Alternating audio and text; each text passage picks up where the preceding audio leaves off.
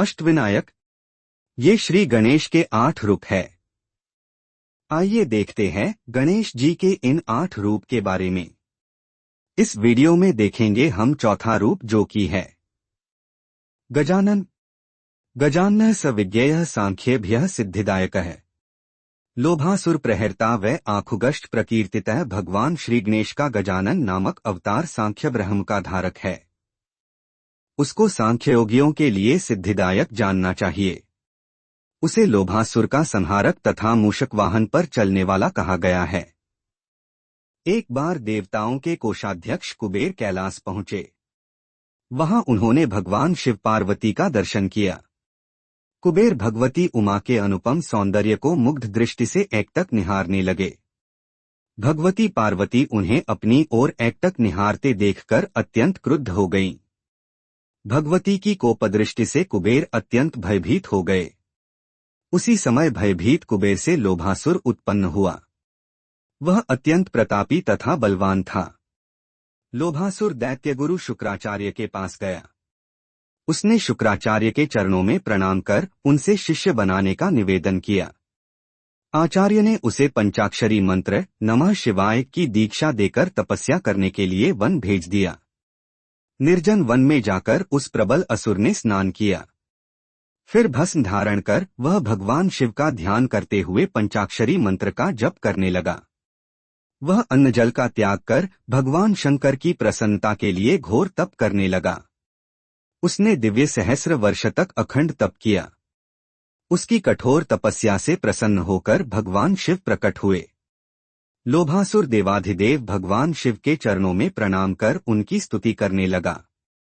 औढ़रदानी भगवान शंकर ने वर देकर उसे तीनों लोकों में निर्भय कर दिया। भगवान शिव के अमोघ वर से निर्भय लोभासुर ने दैत्यों की विशाल सेना एकत्र की। उन असुरों के सहयोग से लोभासुर ने पहले पृथ्वी के समस्त राजाओं को जीत लिया। फिर उसने स्वर्ग पर आक्रमण कर दिया। इंद्र को पराजित कर उसने अमरावती पर अधिकार कर लिया। पराजित होकर इंद्र भगवान विष्णु के पास गए तथा उनसे अपनी व्यथा सुनाई। भगवान विष्णु असुरों का संहार करने के लिए अपने गरुड़ वाहन पर चढ़कर आए। भयानक संग्राम हुआ।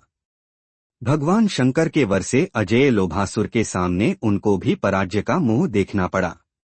विष्णु तथा अन्य देवताओं के रक्षक महादेव हैं, यह सोचकर लोभासुर ने अपना दूत शिव के पास भेजा।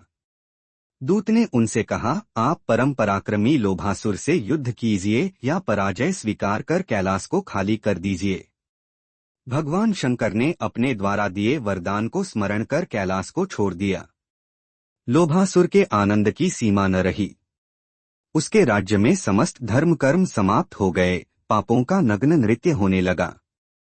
ब्राह्मण और ऋषिमुनि यातना सहने लगे। रैभ्य मुनि के कहने पर देवताओं ने गणेश उपासना की।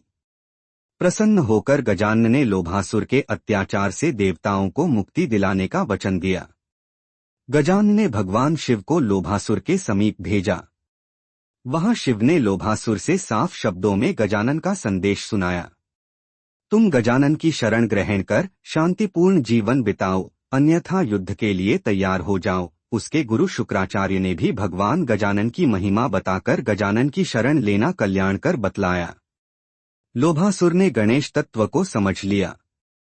फिर तो वह महाप्रभु के चरणों की वंदना करने लगा। शरणागत वत्सल गजानन ने उसे क्षमा कर पाताल भेज दिया।